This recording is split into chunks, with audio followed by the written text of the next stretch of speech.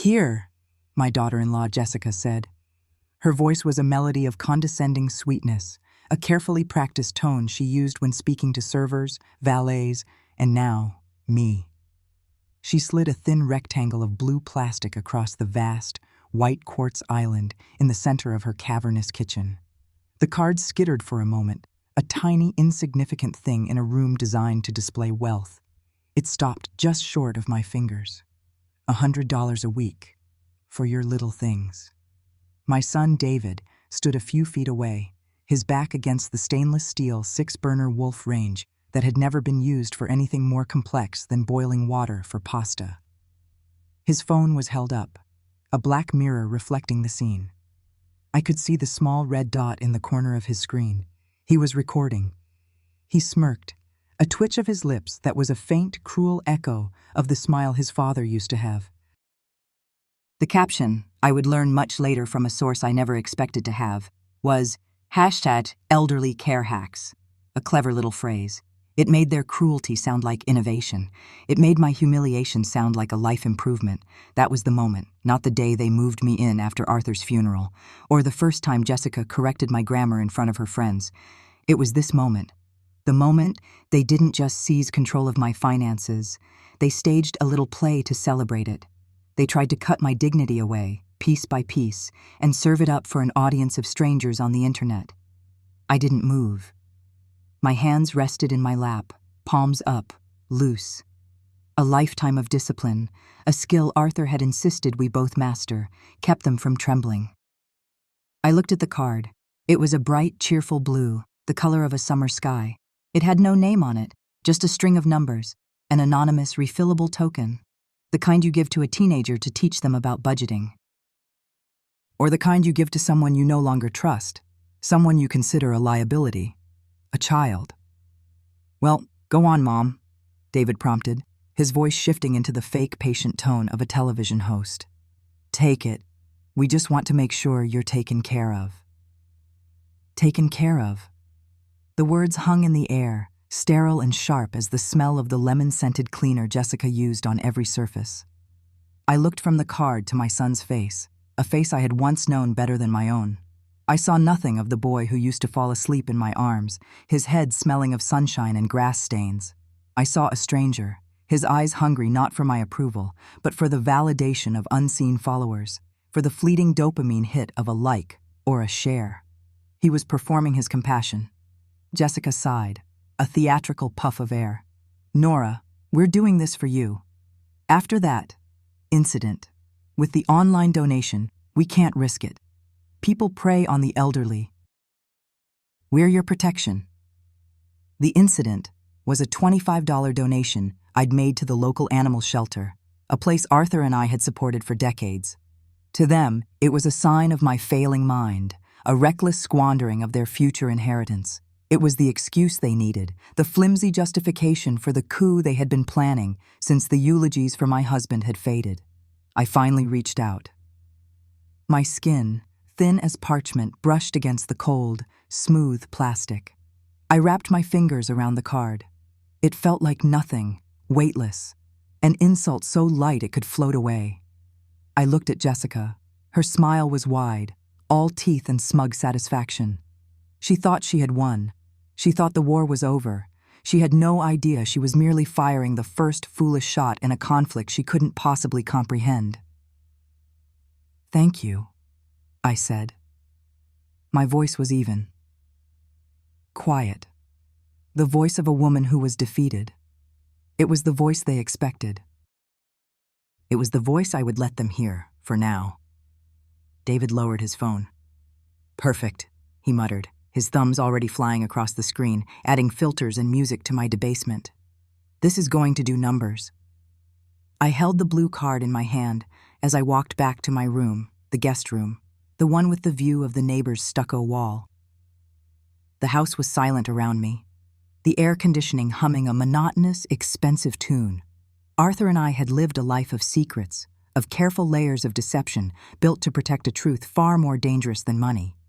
We had built a fortress of lies to stay alive, and I had been his equal partner in its construction and maintenance.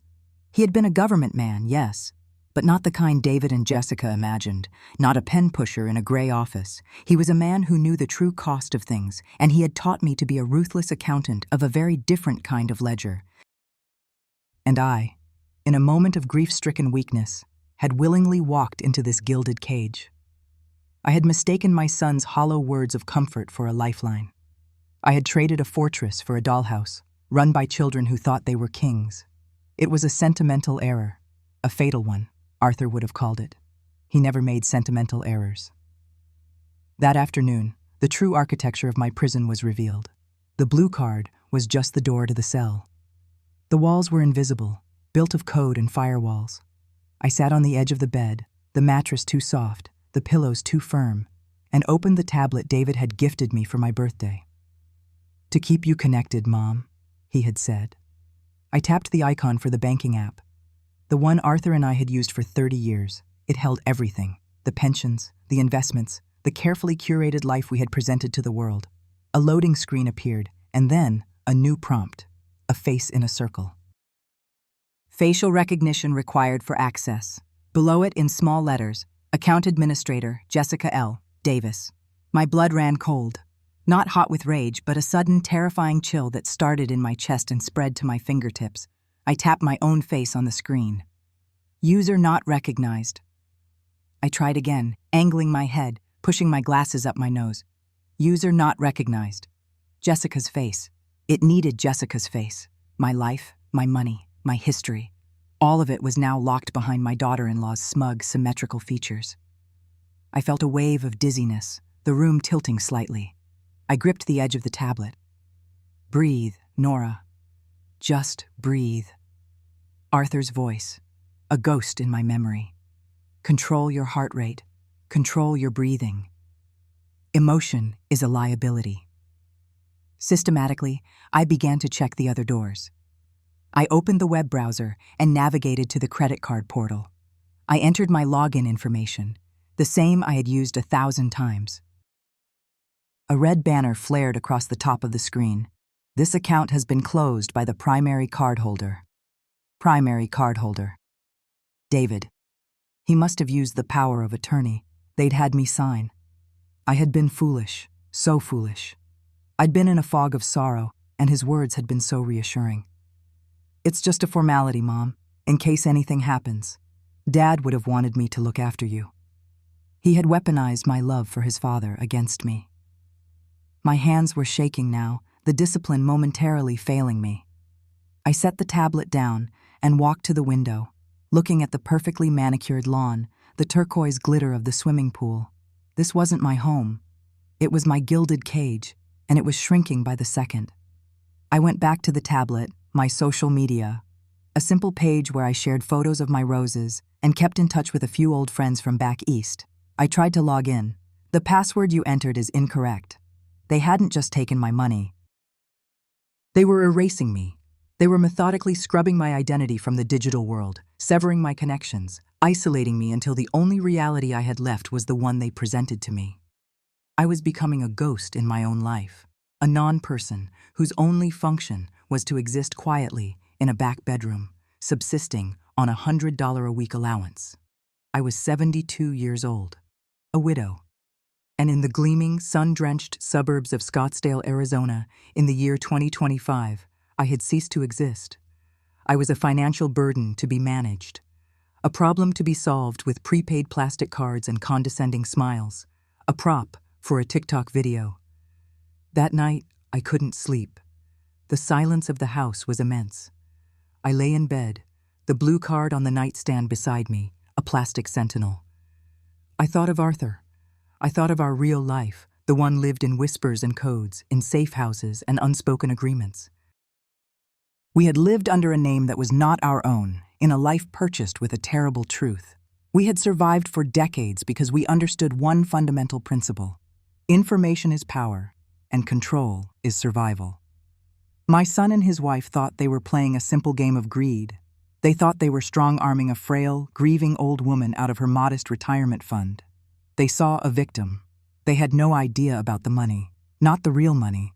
They had no idea that the house they lived in, the cars they drove, the very air they breathed, was all part of a meticulously constructed lie I had helped to build. They were children playing with matches in an armory, and they had just handed me the first match. Lying there in the dark, the initial shock, the cold, paralyzing humiliation, began to recede. It was replaced by something else, something cold and hard and familiar. It was the feeling I'd had years ago, sitting in a sterile government office, when a man in a gray suit explained the terms of our new existence. It was a feeling of absolute clarity. The numbness was a buffer, a shield for the mind as it calculated, as it processed. They thought they had locked me in a prison. They believed they held all the keys.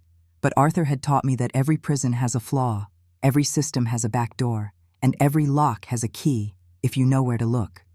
They had made me a ghost, but a ghost can walk through walls. A ghost has nothing to lose. They had taken my past and my present. They had made a grave miscalculation. They had left me with a future, and in that future, I would not be the one who was managed. My name is Nora. I am 72 years old. To the world, and more importantly to my son David and his wife Jessica, I am simply Nora, the widow, the frail, quiet woman who lost her husband Arthur a few years back. They think of him as a simple government contractor, a man who worked with numbers and papers and then faded away from a sudden, tragic heart attack. They see me now, spending my days in the garden he so meticulously planned, and they see a portrait of grief. They see me pruning his beloved roses, my hands slow and careful, and they whisper about how I'm lost without him. They're not entirely wrong. I am lost, but not in the way they imagine. This garden is my sanctuary, but also my stage. Each flower, a memory. Each thorn, a reminder. The Arizona sun beats down, hot and unforgiving, but I barely feel it. I am focused on the peace roses, their creamy white petals edged with a delicate pink blush. Arthur planted these first. He said every life needs a cornerstone of peace, even if it's just an illusion. I snip away a dying leaf, my movements deliberate. They watch me from the kitchen window sometimes, a flicker of a shadow behind the glass. They see an old woman lost in the past. They don't see the truth. They don't see that my silence isn't the void of sorrow, it is the weight of discipline. It is a silence forged over 50 years of secrets, a quietude that has kept us alive when a single misplaced word could have meant our end. They mistake my stillness for weakness, and in their mistake lies my only advantage. Before this house, before the crippling condescension of my son and the cruel ambition of his wife, there was a life lived in the quiet hum of vigilance. My life with Arthur was our masterpiece, a carefully constructed play performed on the stage of suburbia. We were the loving couple, the quiet neighbors. He, the diligent government man with his predictable briefcase and his taste for bland coffee. I, the devoted wife, known for my prize-winning sponge cake and my neatly kept home. It was all a lie, a beautiful, intricate, life-saving lie. Arthur was more than a contractor. The term he used, in the dead of night when the walls themselves seemed to be listening, was asset. He wasn't just managing government funds. He was the ghost in their machine, a man who knew where every wire led and every dollar was buried. And I was not just his wife. I was his partner, his strategist, his fail-safe. He saw the next move on the chessboard. I saw the entire board 3 games ahead. I remember one evening, years ago, in a different house, in a different state, with a different name. We were having dinner. To any observer, it would have been painfully ordinary. Pot roast and potatoes, the clinking of silverware. But the conversation was a current running beneath the surface. He'd mentioned a new account he was managing, one with volatile projections. I knew that meant a new threat had emerged, a new player in the deadly game we were part of. I asked if he needed to rebalance the portfolio. That was our code. Did we need to run? He looked at me, a flicker of a smile in his eyes that no one else would have caught. Not yet, he'd said, taking a sip of water. The market is unpredictable, but the foundations are secure, for now. The foundation was me. The foundation was our protocol, our system of escape routes and hidden resources that I had helped him design.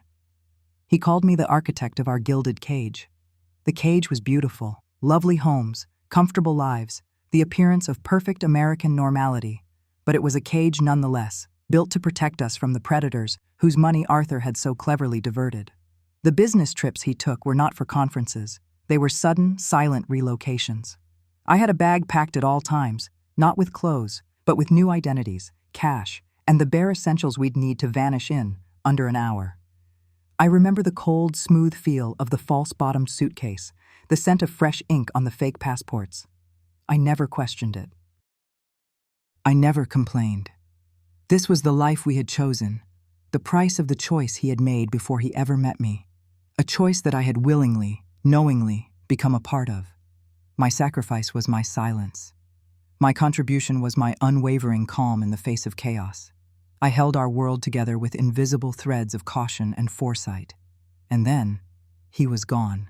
The heart attack wasn't a lie, ironically. It was the one part of our story that wasn't planned. The one enemy Arthur couldn't outsmart was his own mortality. In the silence that followed, a true, deafening silence, not born of discipline, but of genuine loss, I made a mistake. My one, unforgivable, sentimental mistake. Grief is a fog.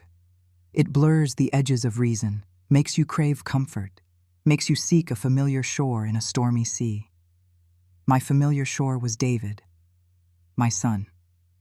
In my grief, I forgot the man he had become. Obsessed with appearances, with the hollow validation of strangers on the internet.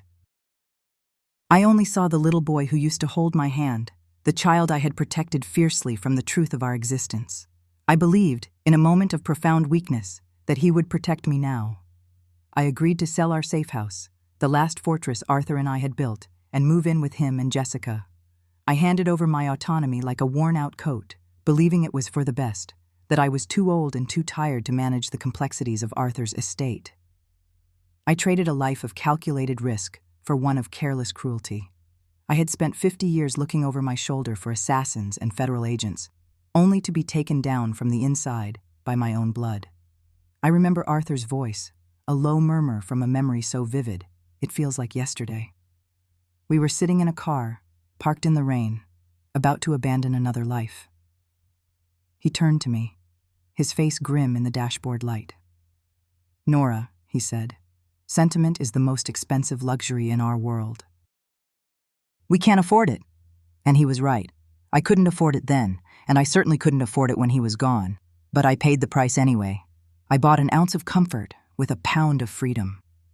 Moving into this house, into their world, wasn't just a poor decision. It was a betrayal of everything Arthur and I had built.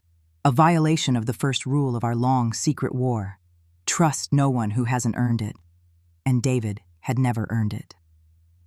The day my bedroom ceased to be my own, it began not with a shout, but with the slick, cheerful tone Jessica reserved for her online followers. She stood in the doorway, her phone held aloft, not speaking to me, but to an invisible audience. "Okay, guys, so major changes happening in the house. We're talking a total vibe shift. This room has the most incredible natural light, and I've decided it's going to be my new content studio." She panned the phone across the room, past the dresser that held Arthur's folded sweaters, past the nightstand where his reading glasses still lay, and past me, sitting on the edge of the bed, a ghost in my own home. I wasn't part of the vibe. I was the before picture. David appeared behind her, a hand on her shoulder, a weak, placating smile on his face. "Mom, isn't this great? Jessica's brand is really taking off. This is a smart move for us. For the family.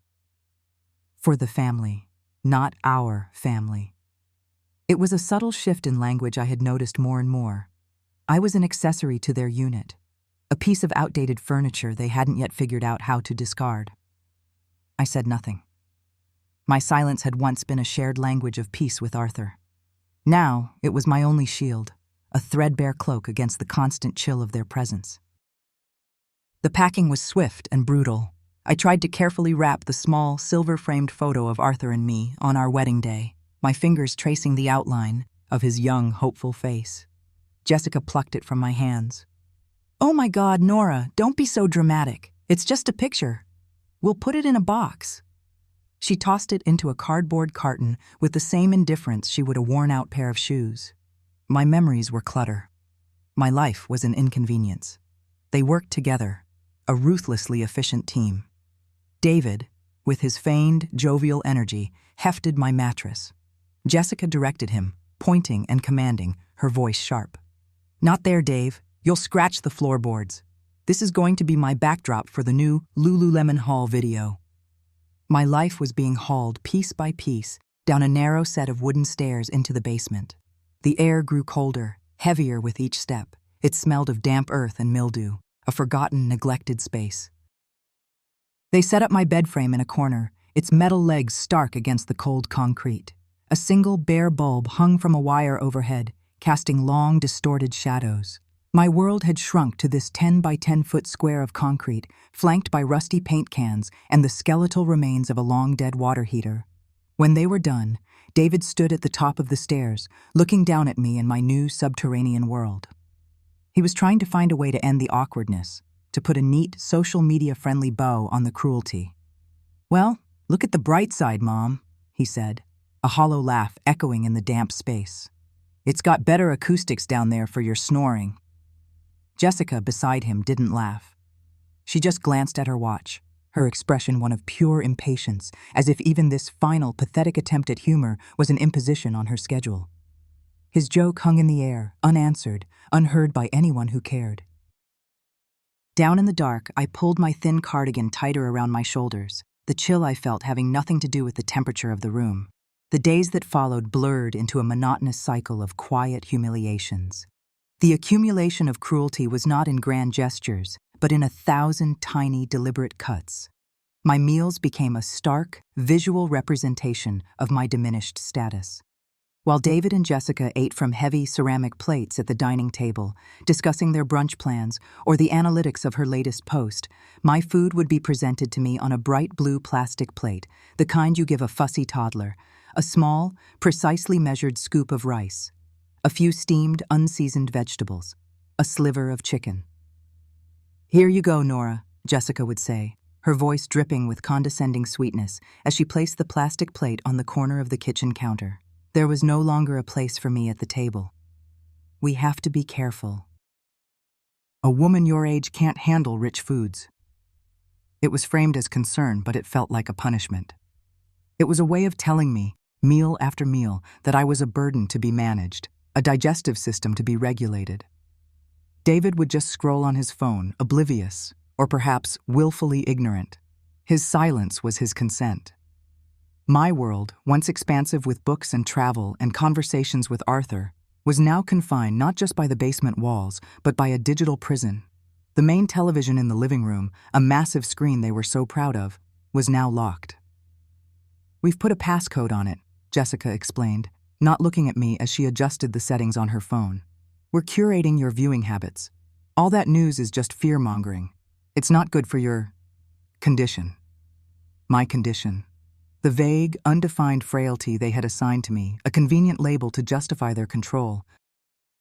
So I would sit on the cold basement steps, close enough to hear the muffled sounds of their shows, the canned laughter and dramatic music, a soundtrack to a life I was no longer permitted to participate in.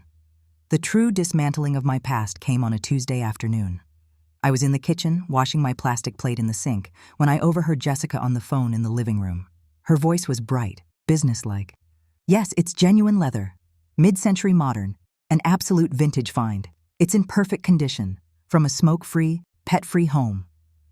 My hands froze in the soapy water. There was only one piece of genuine leather furniture in the house.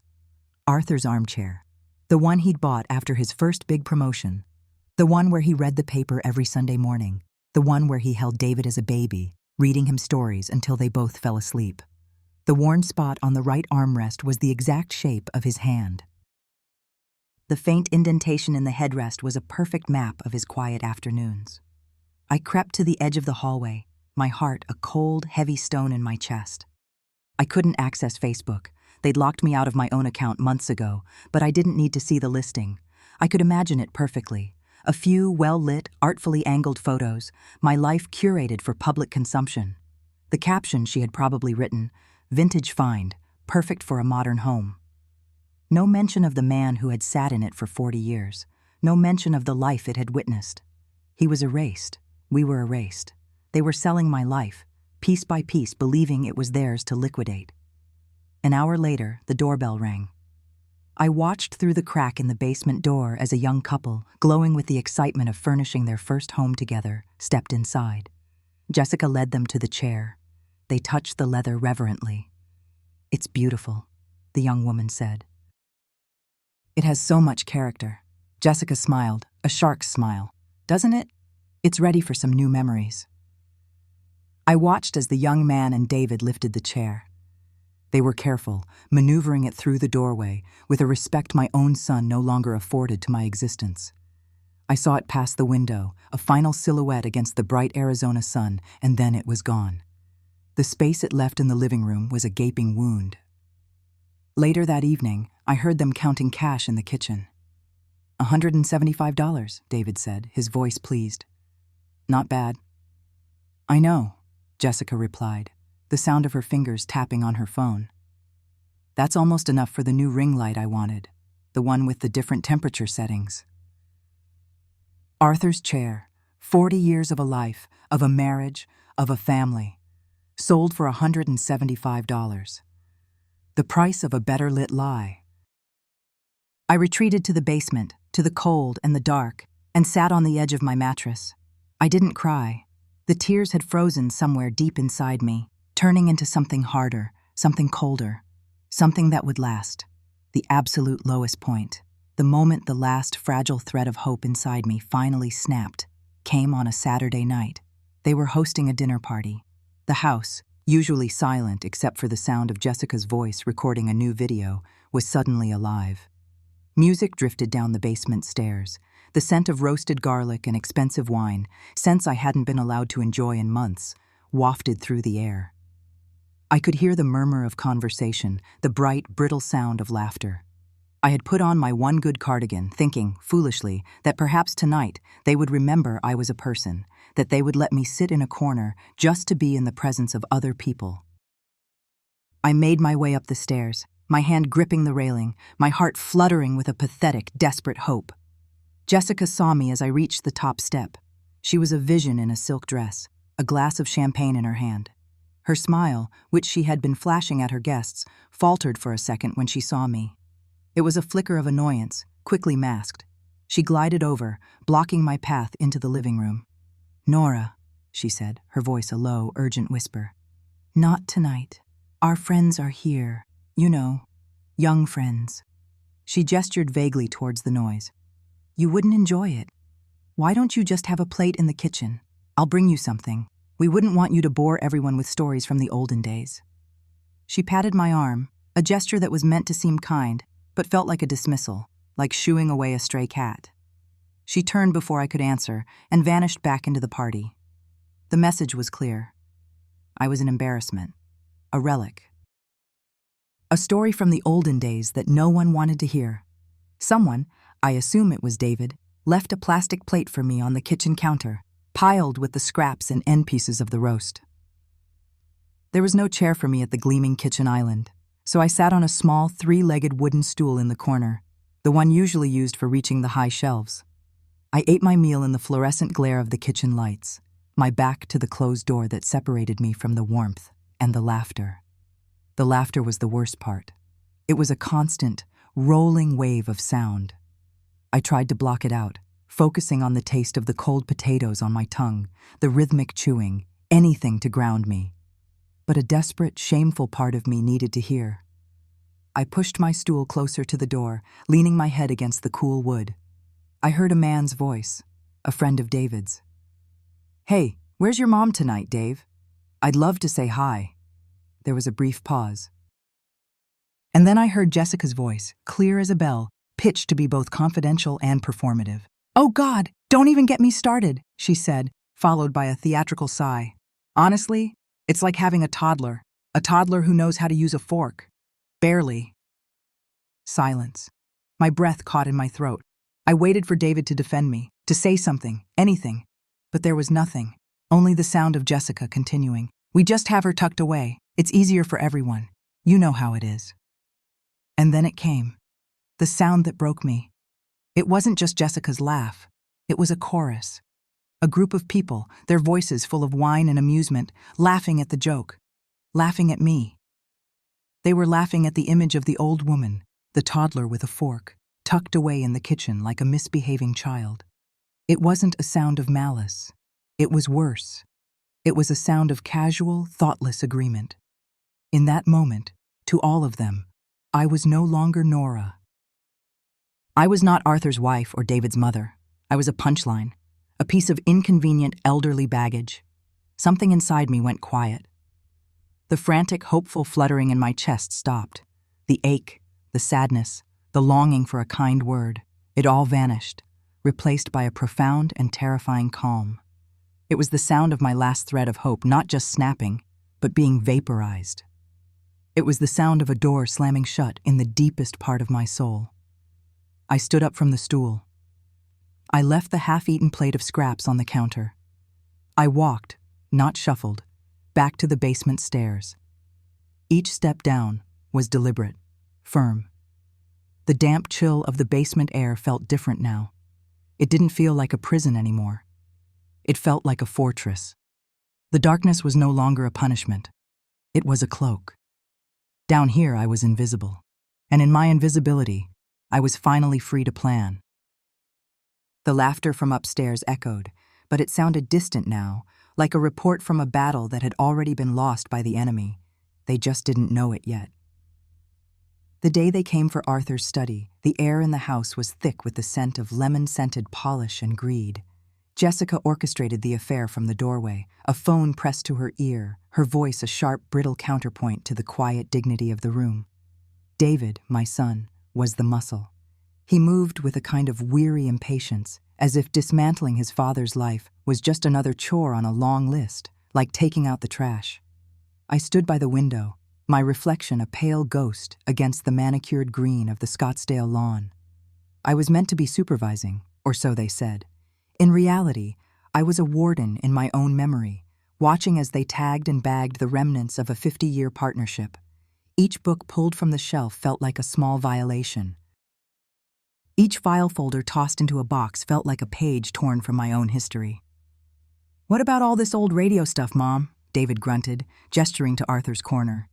It was a ham radio setup, an old hobby Arthur had claimed was for staying sharp. A tangle of wires, a heavy black receiver, and a formidable-looking shortwave radio that had sat silent for years. "Your father loved that," I said, my voice barely a whisper. It felt thin in the suddenly cavernous room.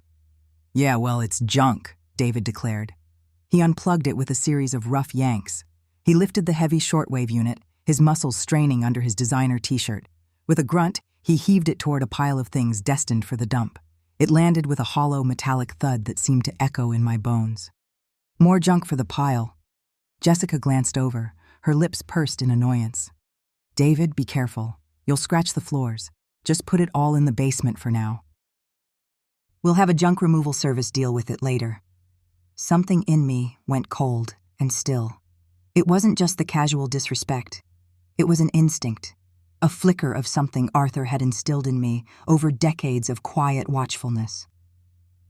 Nothing is ever just junk, Nora. Everything has a purpose, even if it's just to be overlooked. I watched them for the rest of the afternoon, my face a carefully constructed mask of frail confusion. I let my hands tremble slightly. I asked the same question twice about where his favorite armchair was going, even though I knew Jessica had already sold it on Facebook Marketplace. I played the part they had written for me, the part of a woman fading into the wallpaper of her own life. And they, in their self-absorbed bubble, bought the performance wholesale. They saw what they wanted to see, a doddering old woman who was a mild inconvenience on their path to cashing in. That night, the house settled into a new kind of silence. It wasn't the peaceful quiet of a home at rest. It was the sterile quiet of a holding cell. David and Jessica were out, celebrating some new milestone in their influencer careers, their laughter and chatter a ghost in the empty halls. My footsteps made no sound on the plush carpets as I slipped down the stairs to the basement. The air down there was cool and damp, smelling of earth and concrete and forgotten things. A single, bare bulb cast long, dancing shadows, turning stacks of boxes into looming monsters. There, in the corner, was the pile of Arthur's discarded life. At the top sat the shortwave radio. My hands, which had feigned a tremor all day, were rock steady. I ran my fingers along the cool metal casing, feeling for imperfections, for the subtle cues Arthur had taught me to recognize. He was a man of precision, a man of hidden compartments, both in his mind and in his work. His life was a study in misdirection. My fingers found it near the back, a slight seam in the metal that was almost imperceptible. There was no latch, no button. It required pressure, applied in two specific places, simultaneously.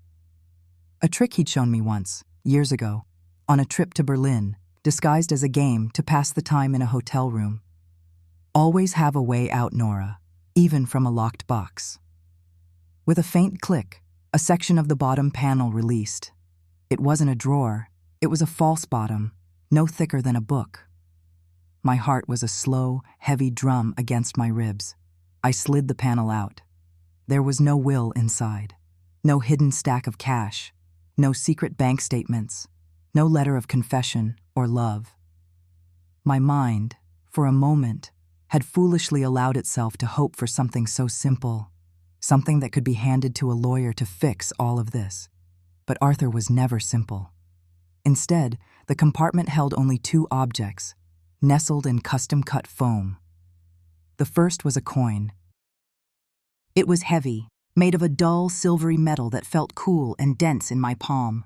It was thicker than a quarter, completely smooth, with no markings, no date, no face, no inscription. It was utterly anonymous, a perfect metal blank. Its only feature was its significant, undeniable weight. The second object was a small, leather-bound logbook, the kind a navigator or a scientist might use. The leather was soft and worn. I opened it. The pages were filled, from cover to cover, not with words, but with columns of numbers and strange, cryptic symbols. It looked like nonsense.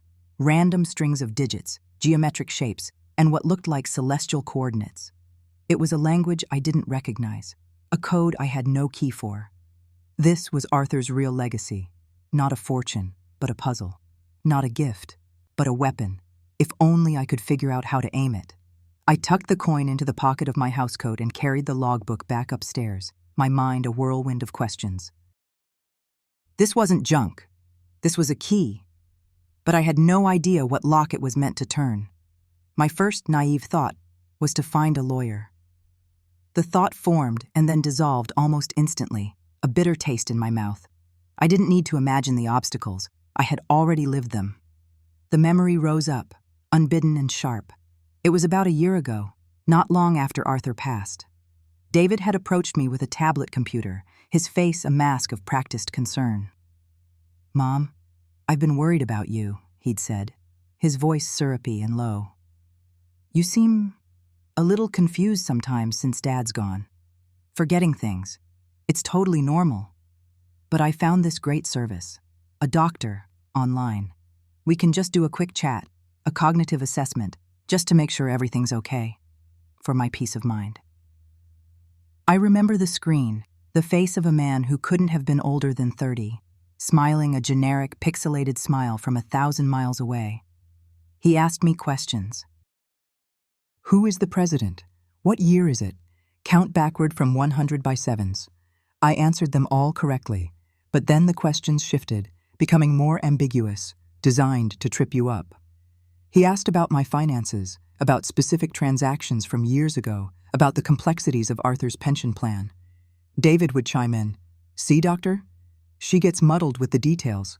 It's a lot for her to handle." I felt a prickle of irritation, of condescension, but I was still grieving. I was tired. I played along, wanting only for the awkward interview to be over.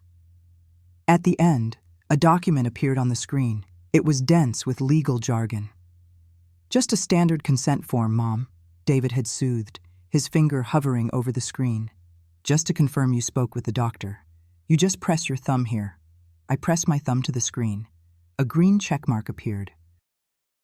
I hadn't realized it at the time, but I had just placed the digital signature on my own death warrant. He had emerged from that 30-minute call with a durable power of attorney, legally notarized in some other state, citing my mild cognitive decline and confusion regarding financial matters. He had, with the help of a faceless doctor and a few lines of code, legally declared me incompetent. He had stripped me of the very assets Arthur and I had spent a lifetime building, the assets I had managed with meticulous care for decades. The law, which was supposed to be my shield, had been forged by my own son into the bars of my cage. So no, a lawyer was not an option. A lawyer would ask to see the power of attorney, and the conversation would end right there. I was legally a non-person. Trapped by the law, I tried to appeal to the heart. A foolish, sentimental gambit. A few days after I found the logbook, I came upstairs to find two strangers in the living room, measuring Arthur's favorite reading chair. It was a large, worn, leather wingback, the place where he'd read stories to a young David, the place where we'd had 1,000 quiet conversations over the years. Its arms were worn smooth, the leather cracked and softened with age. It smelled faintly of his pipe tobacco and old books. "What's going on?" I asked, my voice sharper than I intended. Jessica turned, a tight, artificial smile on her face. "Oh, Nora. These gentlemen are just here to pick up the chair. I sold it. We're getting a whole new matching set. Something more modern." David walked over and put an arm around my shoulder. It was meant to look like a comforting gesture, but it felt like the arm of a prison guard. "Now, Mom," he said softly, his voice dripping with a cloying, false pity that made my skin crawl. "David, that was your father's chair," I said, looking him straight in the eye, trying to find a flicker of the boy I raised. His face softened into that mask of deep, sorrowful concern he had perfected. It was his most potent weapon. "I know, Mom. I know it's hard. But you have to trust me." He leaned in closer, his voice dropping to a conspiratorial whisper. Dad talked to me before he passed. He told me this might happen. He said you might get a little paranoid, that you might cling to things and get confused. He made me promise him I would take care of you, that I'd make the hard decisions to protect you from yourself. The lie was so audacious, so monstrous, that it almost took my breath away. He was using Arthur, using my love for him, as a shield for his own cruelty. He was taking my grief and twisting it into a symptom of madness. "Your father would never," I started, but my voice broke. "He loved you, Mom," David said, squeezing my shoulder. "That's why he wanted me to be in charge, to handle the stress so you don't have to. Selling this old stuff is part of it, a fresh start. It's what he would have wanted." Every word was a nail, hammering me into a coffin of self-doubt. He delivered the lines with such conviction. For a terrifying, disorienting moment, the world tilted. Was he right? Was my mind failing? Was my grief manifesting as paranoia? I looked at the worn leather of the chair, a tangible piece of my past, and then at my son's earnest, lying face. He was weaponizing my reality, making me question the very foundation of my own sanity. He wasn't just my jailer. He was my gaslighter, dimming the lights of my mind until I could no longer tell the shadows from the truth. That was the second obstacle, and it was far more insidious than any legal document. It was a prison of the mind. The deepest obstacle, the true nature of my cage, wasn't revealed in a document or a conversation. It was unlocked by the logbook. For weeks, I retreated into myself. I became the woman they wanted me to be. I was quiet, compliant, and seemingly lost in a fog of age. I would sit for hours in the garden, my hands idle in my lap. I ate the small, bland meals Jessica prepared for me without complaint. My meekness was a performance, a camouflage. It made them careless. It gave me the one thing I needed, time. Every night, after they were asleep or out at one of their parties, I would go to the basement. The single bulb, the damp air, the silence. It became my sanctuary, my war room. I sat on an overturned bucket with the leather-bound logbook in my lap, the strange, heavy coin cool in my pocket. At first, the pages were just an impenetrable wall of code, numbers and symbols without rhyme or reason. But Arthur had taught me things. Over the years, disguised as games or idle chatter, he had taught me about patterns, about looking for the things that don't belong. I started not by trying to decipher the code, but by studying its structure. I noticed repetitions, sequences that appeared on different pages but were always followed by a specific, unique symbol. I saw what looked like coordinates, but they didn't match any known map. One night, staring at a string of numbers, 14, 9, 7, 8, 20, 9, 14, 7, 1, 12, 5, a memory sparked. It was from decades ago. Arthur and I were on a walk. He was quizzing me, a game he called Alphabet Soup. "What's the 14th letter, Nora? The 9th? The 7th? It was a simple substitution cipher. Nighttingale, nightingale. The word was a thunderclap in the silent basement. I had heard it once before. It was years ago, a whispered, frantic phone call Arthur had taken in the middle of the night. I'd only caught a fragment as I passed his study door. "The Nightingale protocol is compromised. We need to move." I had asked him about it the next morning, and he'd brushed it off, saying it was a code name for a boring government software update. Another lie, one of 1,000 polite, gentle lies that had formed the bedrock of our life together. With that one word, the logbook began to open itself to me.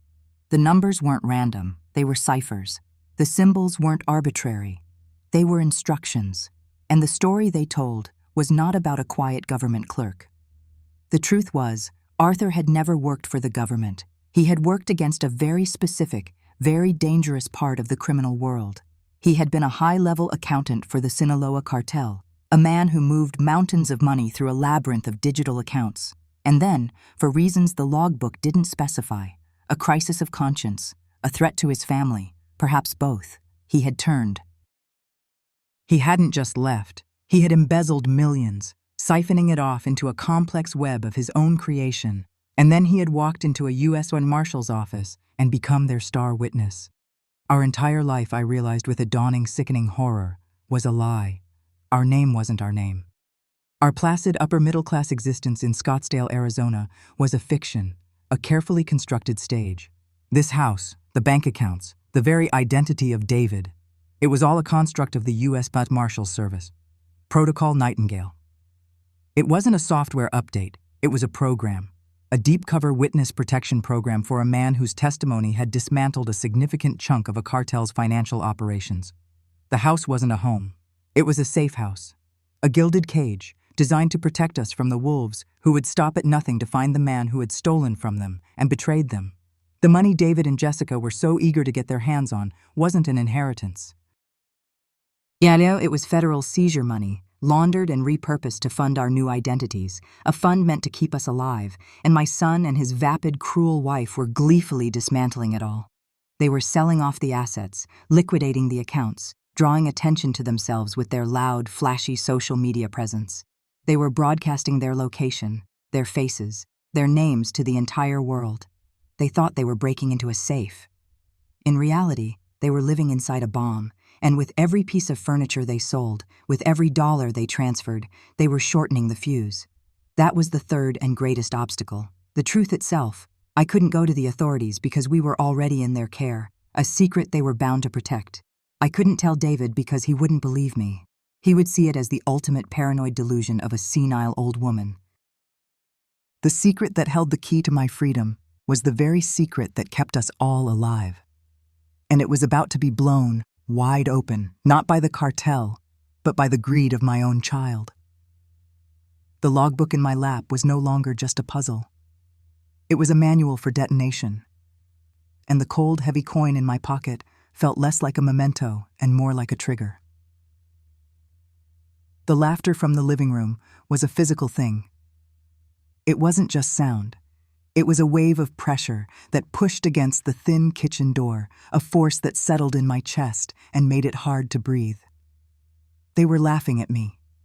Jessica's sharp, piercing giggle, a sound like shattering glass, was punctuated by David's deeper, hollow chuckle. He was laughing at his own mother, who had been banished to the kitchen to eat a cold sandwich while they entertained their important friends. In their story, the one they told themselves and their guests, I was the dotty old woman who might say something embarrassing. In reality, I was the financier of the very party from which I was excluded. Something inside me, a small flickering ember of hope I hadn't even realized was still there, was finally extinguished by that wave of laughter. It wasn't a violent snuffing out. It was a slow, deliberate drowning. The last bubble of warmth rose to the surface and popped, leaving behind something cold, dense, and heavy. It was resolve. Arthur had always told me that true strength wasn't about resisting the storm, but about becoming it. For months, I had been resisting. I had been the sturdy oak, trying to withstand the hurricane of their cruelty and greed. But an oak can be splintered. It can be toppled. That night, listening to their mirth at my expense, I decided to stop being the tree. I would become the wind, the rain, the silent, creeping flood. The next morning, I began my performance. It was a role I had been unknowingly rehearsing for my entire life with Arthur, a life lived behind a carefully constructed curtain. He was the master of the grand illusion, the public identity. I was the master of the subtle tells, the quiet misdirections, the art of being overlooked. Now, I would use that art not to protect a secret, but to orchestrate a reckoning. I shuffled into the kitchen, my slippers scuffing against the polished tiles. I'd made sure to wear down the soles on the concrete of the basement floor for just this effect. David was scrolling through his phone at the island, a perpetual sneer etched onto his face. Jessica was directing a small, flexible tripod, positioning her phone to capture the perfect morning light on her avocado toast. "Good morning, dear," I mumbled, my voice intentionally thin and reedy. I blinked slowly, as if struggling to focus. "I was just looking for the metal things, for the cereal." Jessica didn't look up from her phone. "Spoons, Nora. They're called spoons. They're in the same drawer they've been in for the past 30 years. Her voice was laced with that weary, long-suffering tone she reserved for me, the one she probably thought made her sound like a saint. Oh, of course, spoons," I repeated, my gaze drifting around the room as if I'd never seen it before. I opened the wrong drawer, the one with the dish towels. I fumbled inside for a moment before closing it with a soft, defeated sigh. David finally looked up, not with concern but with the predatory glint of someone spotting an opportunity for content. "Here, Mom, let me help you." He stood up, phone in hand, already recording. "See, folks? Sometimes our elders need a little extra help. It's important to be patient." He framed the shot to show him gently guiding my hand to the correct drawer. The hashtag elder care hacks probably flashed in his mind. I allowed him to guide me. I let my hand tremble as I picked up a spoon. "Thank you, David," I whispered, looking up at him with what I hoped were wide, confused, grateful eyes. "You're such a good boy." He patted my shoulder, a gesture devoid of any genuine affection. "Of course, Mom. We're just looking out for you."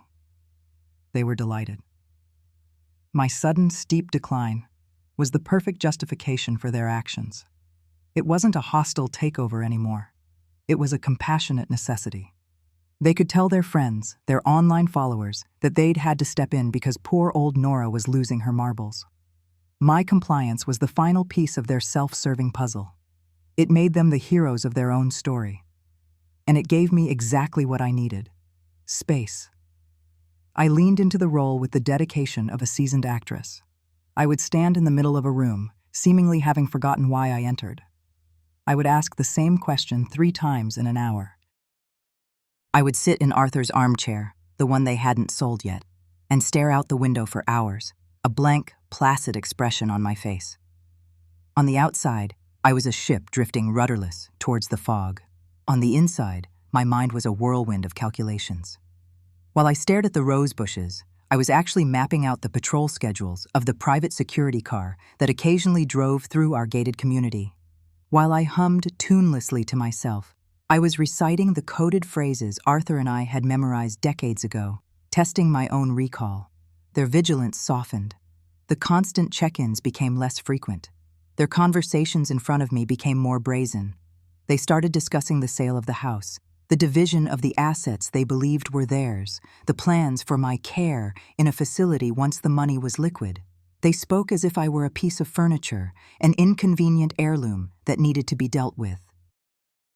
I was a ghost in my own home, and ghosts are very good at going unnoticed. One afternoon, Jessica swept into the living room, her face aglow with self-satisfaction.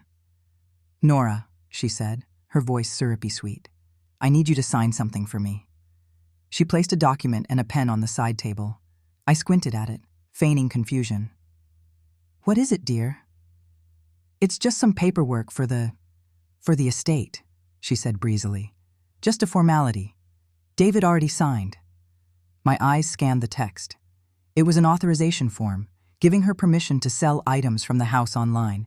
Specifically, it listed antique furniture and personal effects. My stomach clenched, but my face remained a mask of placid bewilderment. They wanted to sell Arthur's chair. They wanted to sell my memories piece by piece. "Oh, okay, dear," I said, my voice wavering slightly. I picked up the pen, my hand shaking. It was a performance, but the tremor was amplified by a surge of pure, cold fury. I let the pen hover over the paper for a long moment, as if I couldn't remember how to write my own name. Jessica let out an impatient sigh. "Just here, Nora," she said, tapping her long, manicured finger on the signature line. I slowly, shakily, scrawled a barely legible version of my name. It was the signature of a woman who had given up, a woman who was no longer capable of fighting. Jessica snatched the paper back before the ink was even dry, a triumphant smile playing on her lips. "Thank you, Nora. You've been a big help." She turned and walked away, already tapping on her phone, probably composing the Facebook Marketplace listing. Vintage leather armchair, great condition, smoke-free home. She had no idea that the shaky, pathetic signature I had just given her was not an act of surrender. It was a declaration of war. She thought she was liquidating an asset. I knew she was dismantling a fortress, brick by brick, and I was about to light the fuse that would bring the whole thing down on their heads. "The meek," I thought to myself, a bitter smile touching my own lips for a second, "shall not inherit the earth. They will, however, be given just enough rope to hang themselves, and I would be the one to hand it to them." A week later, Jessica presented me with my allowance. It had become a ritual, a weekly ceremony of humiliation she clearly savored. She held the plastic prepaid card between two fingers, as if it were something distasteful. "Here you are, Nora," she announced, her voice dripping with condescension. $100 for your little treats. Try to make it last the whole week, okay? We're on a budget, you know." I looked at the card, then up at her face, my expression one of childlike wonder. "Oh, thank you, Jessica." "That's so kind of you." I took the card with a trembling hand, my performance of senility now second nature. The tremor was real this time, but not from weakness. It was from the adrenaline coursing through my veins. This was it. This was the first concrete step. "You're welcome," she said, turning away, already dismissing me. "Don't go spending it all on candy." I shuffled to my room, the small guest room they'd moved me to after converting mine into Jessica's studio, and tucked the card safely into the pocket of my housecoat. It felt like a key, a small plastic key to my liberation. The plan had formed in my mind during the long, silent hours I'd spent staring out the window. It was simple, elegant, and depended entirely on their perception of me as a harmless, doddering old fool. The next day, I waited until David was heading out for what he called a networking lunch. "David, dear?" I called out, my voice frail. I was standing by the door, wringing my hands. Could you do your old mother a favor?" He sighed, annoyed at the delay. "What is it, Mom?" "There's a lovely little coffee shop just a few blocks from here," I said, my eyes wide and pleading. "I haven't had a proper cappuccino in ages. Could you possibly drop me there?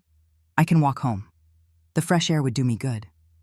He looked suspicious for a moment, but then he glanced at my shuffling slippers, my vacant expression, my stooped posture. What harm could I possibly do? It was probably a whim he could turn into a heartwarming TikTok about treating your elderly parents. "Fine," he grunted, "but be quick. I have a meeting." The drive was silent. I stared out the window, humming a nursery rhyme under my breath. He dropped me at the corner. "I'll be back in a few hours," he said. "Don't get lost." "I won't, dear. Thank you," I said, giving him a vacant smile. The moment his car turned the corner, the fog lifted. My back straightened. My stride became purposeful. I walked into the coffee shop, a woman on a mission. The air smelled of roasted beans and burnt sugar, the smell of a world I had been locked away from. "One large cappuccino, please," I said to the young barista, my voice clear and steady. When she told me the price, I handed her the prepaid card. "And could I get $20 cash back?" "No problem," she said, not even looking up. She handed me the coffee and a crisp $20 bill. I held it in my palm. It was the first real currency I had touched in months. It felt heavy, substantial, powerful. It was the seed money for my revolution. I dumped the expensive coffee in the trash can outside and started walking. My destination wasn't home. It was a gas station I'd spotted on my feigned, shuffling walks around the neighborhood, 3 blocks in the opposite direction. The gas station was grimy, smelling of gasoline and stale hot dogs. Inside, behind a plexiglass barrier, was a display of cheap, disposable electronics, burner phones. "I'll take that one," I said to the clerk, pointing to the cheapest model. It cost $15.99. I paid in cash. No name, no records, no trail. I tucked the small box into my coat pocket, my heart hammering against my ribs. Walking back towards the house, I reverted to my role. My shoulders slumped, my pace slowed to a shuffle, the determined woman replaced once more by the confused old lady. By the time I reached the front door, I was Nora, the pitiable burden. That night, I waited. I listened to the house settle. I heard David and Jessica's bedroom door close, their muffled voices eventually fading into silence.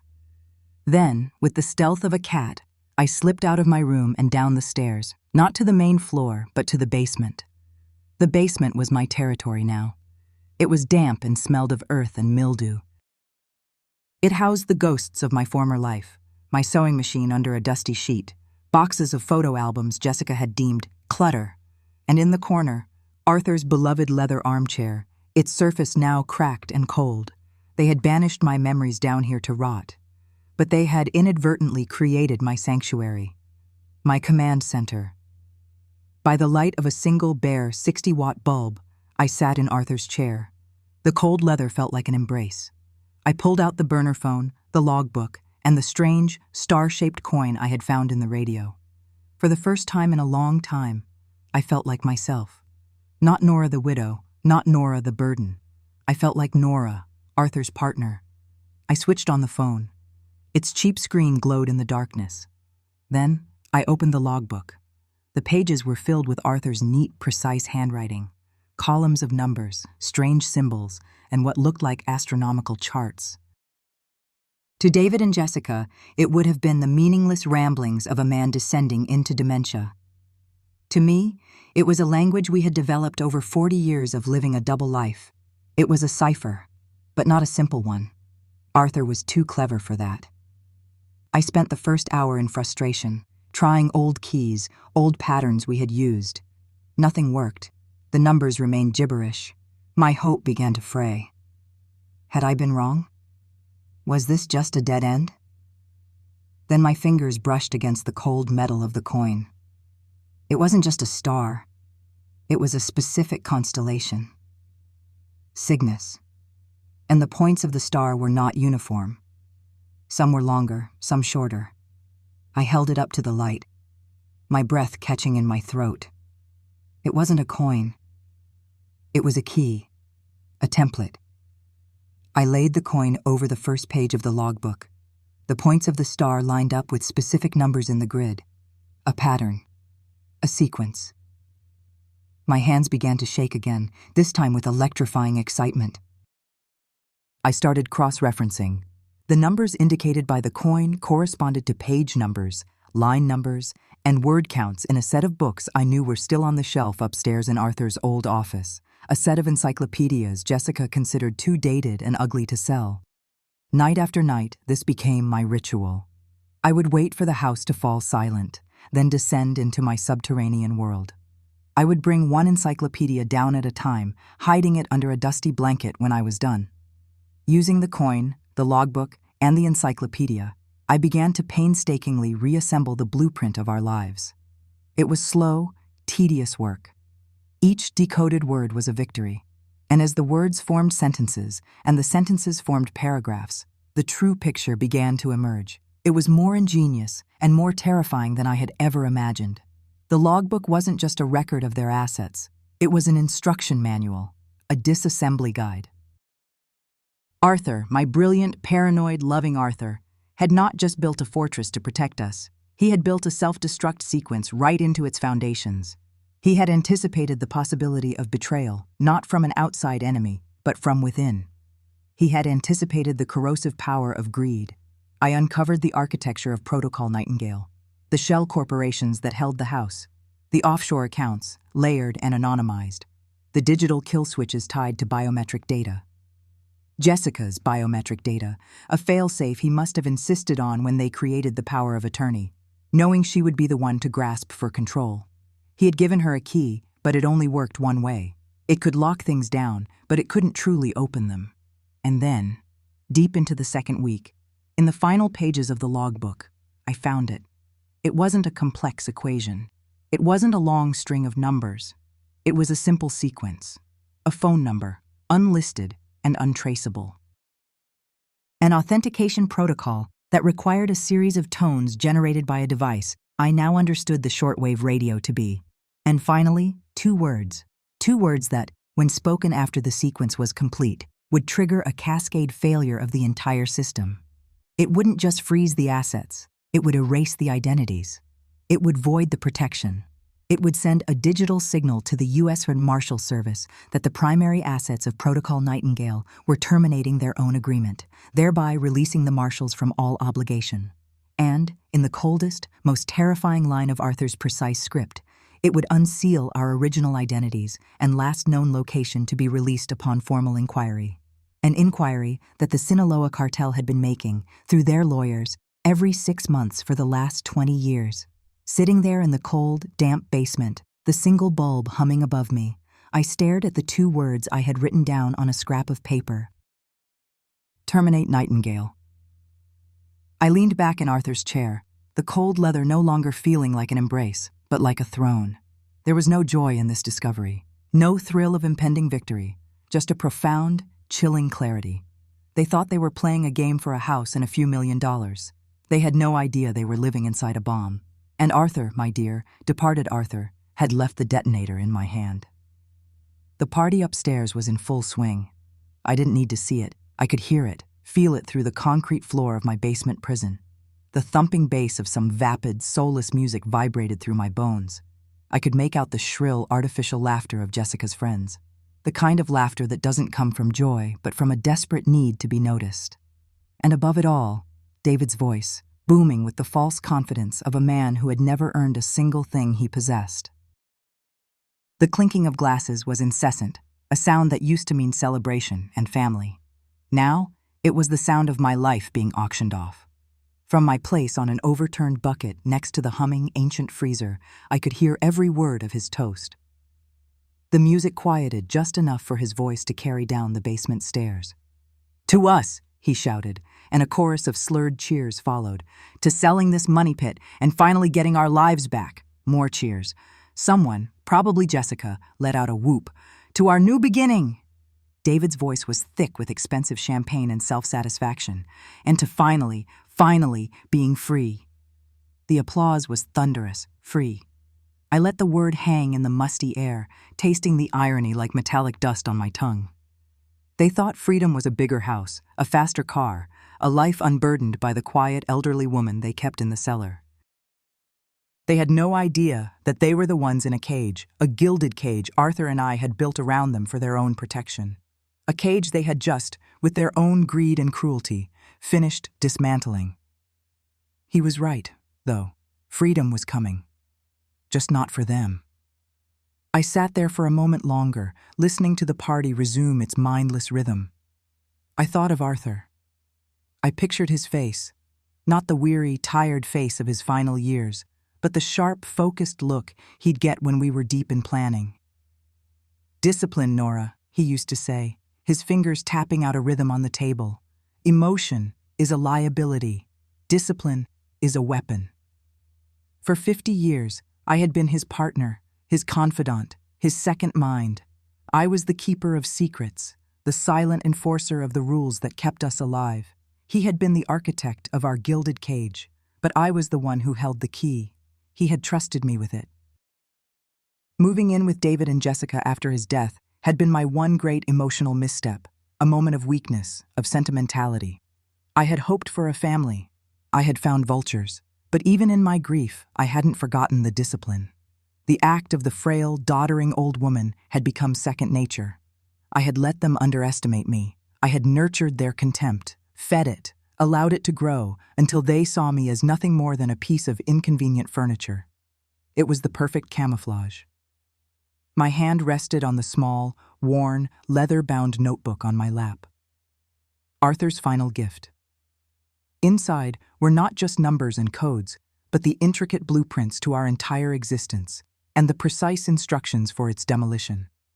My fingers, wrinkled and spotted with age, traced the final sequence of numbers. My heart was a steady, slow drum. There was no fear, no anger. Not anymore. Those emotions were liabilities. All that remained was a cold, clean purpose. It was time to settle the family accounts. Reaching into the pocket of my worn cardigan, I pulled out the cheap plastic burner phone. It felt flimsy, a child's toy. I'd bought it with 4 weeks' worth of my carefully saved $100 allowance, a pittance they'd given me to control me, never imagining I could turn it into a weapon. Next to the phone, I placed the coin.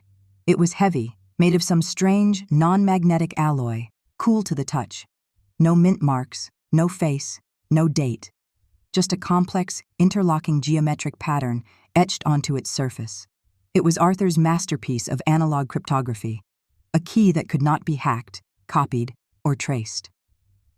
I flipped open the burner phone. The screen glowed with a pale blue light, illuminating the damp-stained walls around me. My breath misted in the cold air.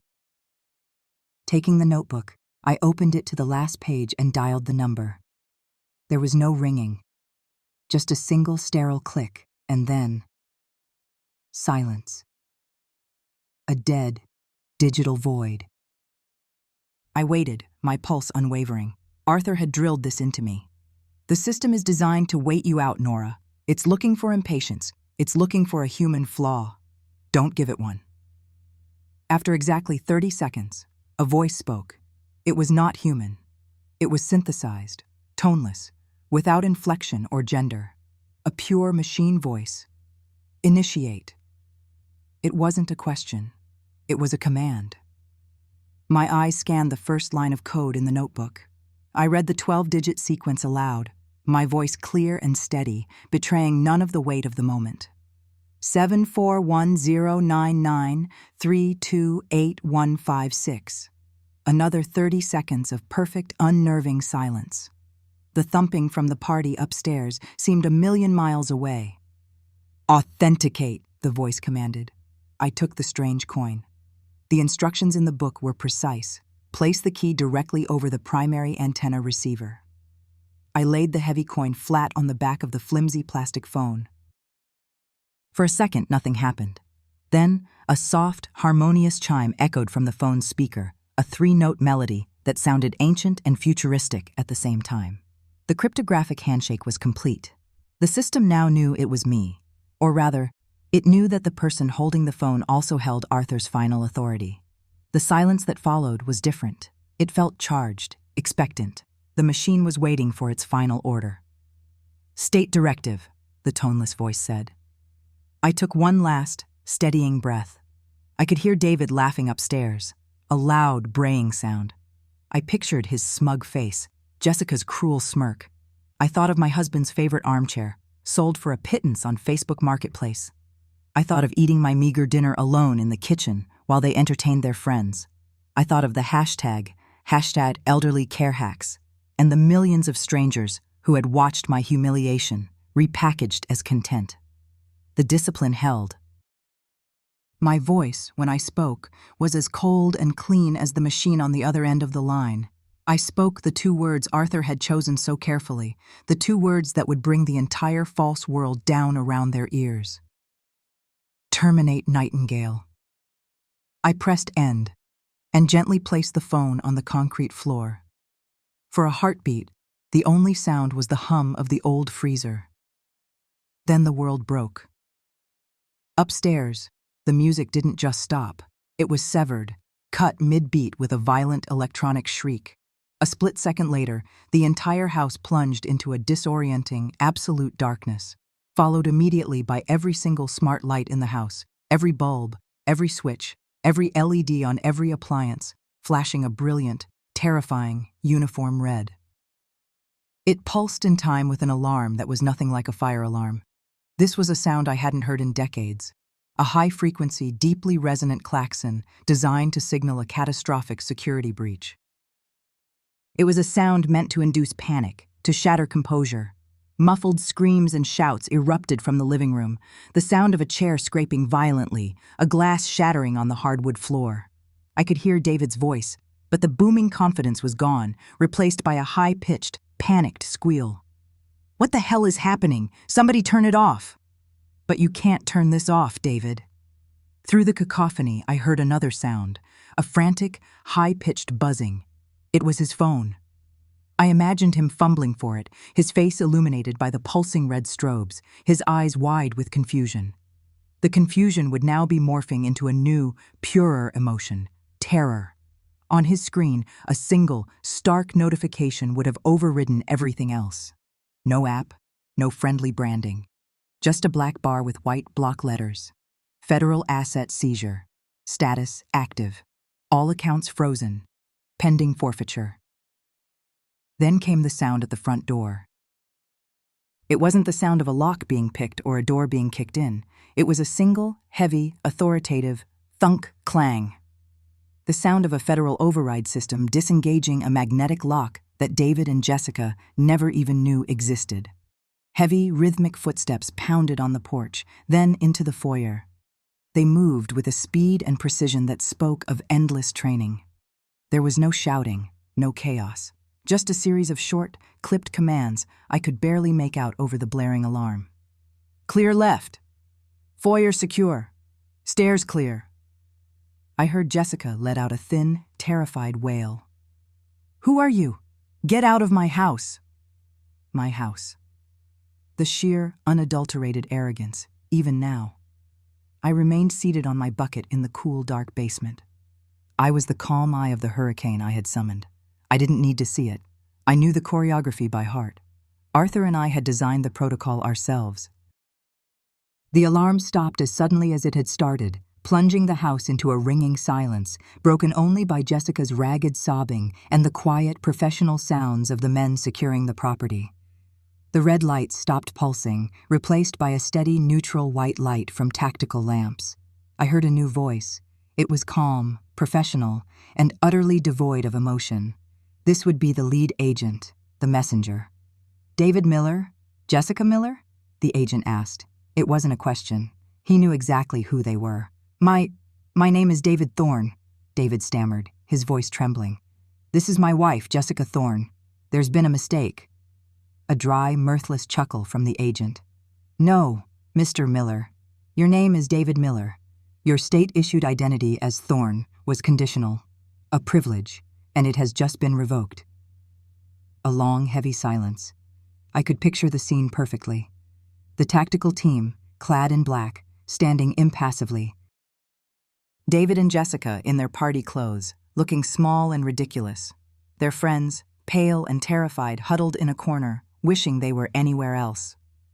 I don't understand," David whispered.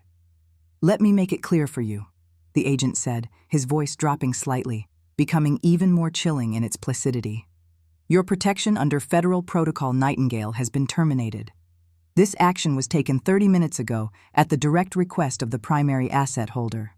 "Primary asset holder?" Jessica shrieked. "We own this house. I have the deed." "You have a deed to a property held in a trust you do not control," the agent corrected her, his patience clearly manufactured.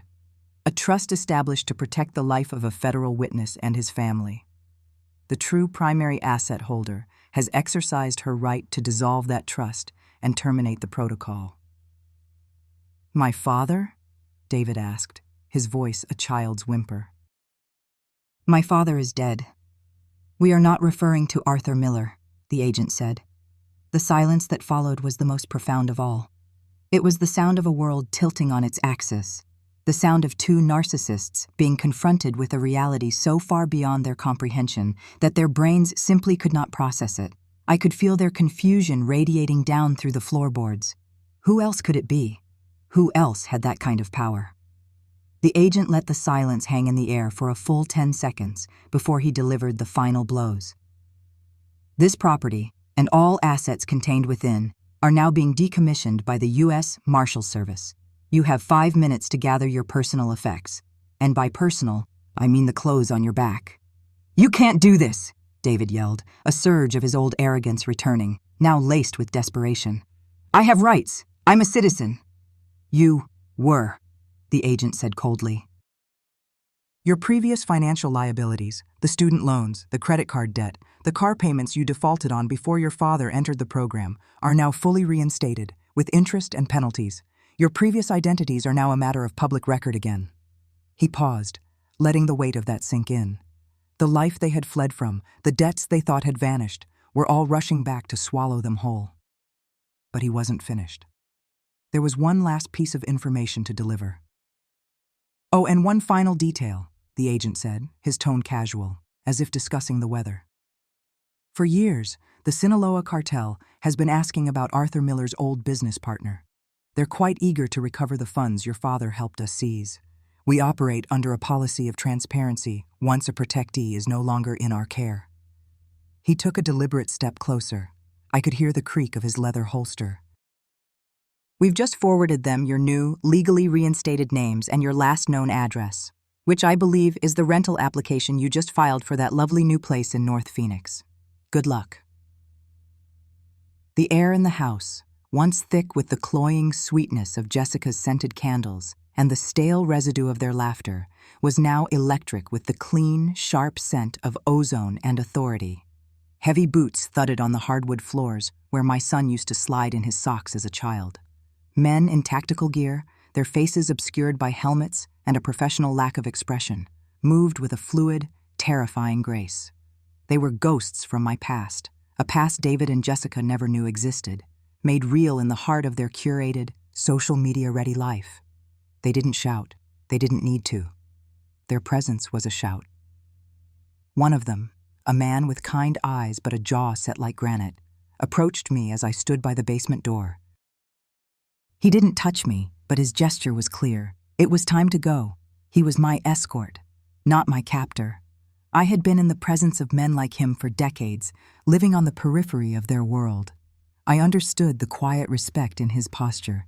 He knew who I was, not the dotty old woman from the TikTok videos, but the asset's wife, the primary.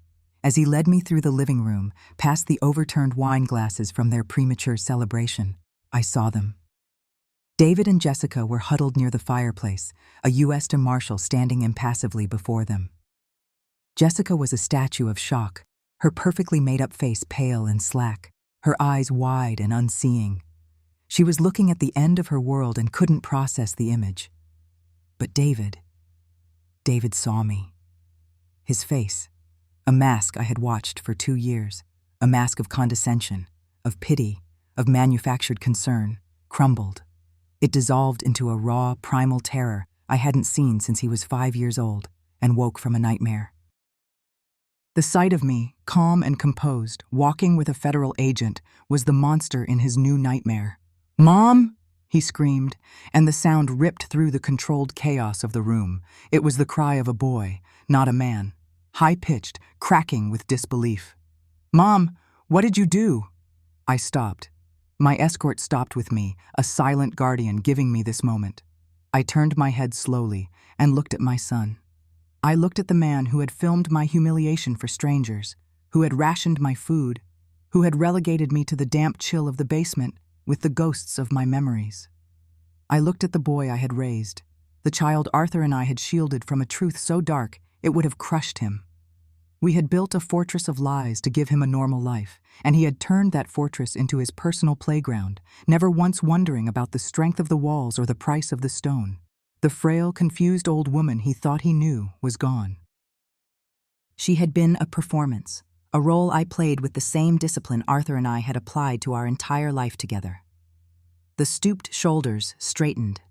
The vague, watery gaze sharpened into something clear and hard, a lens focusing all the pain and resolve of the past years into a single, unblinking point.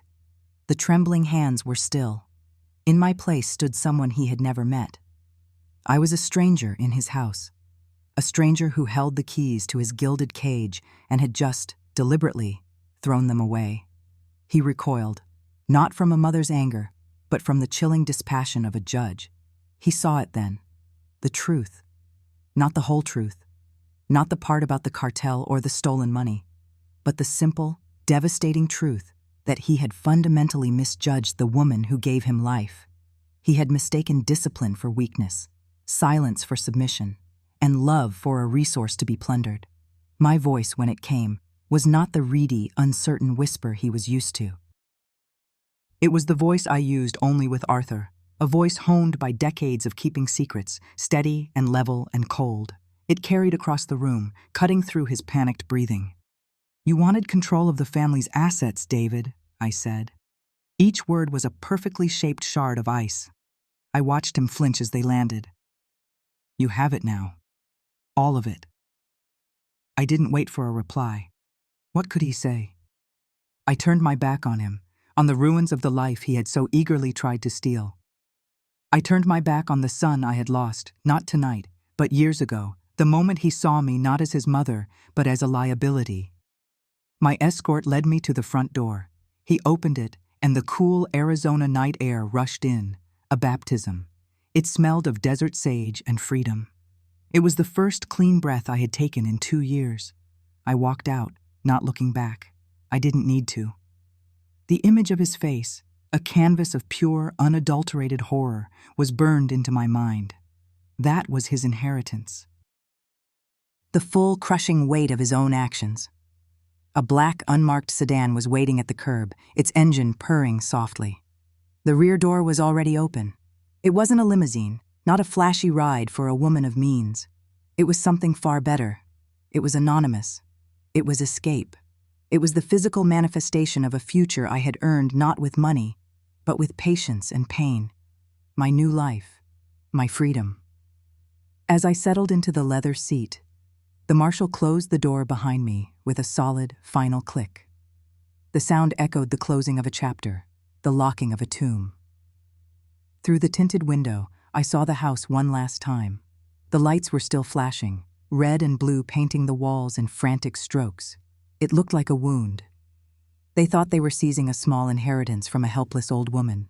They thought they were being clever, modern, hacking their way to an early retirement. They never understood.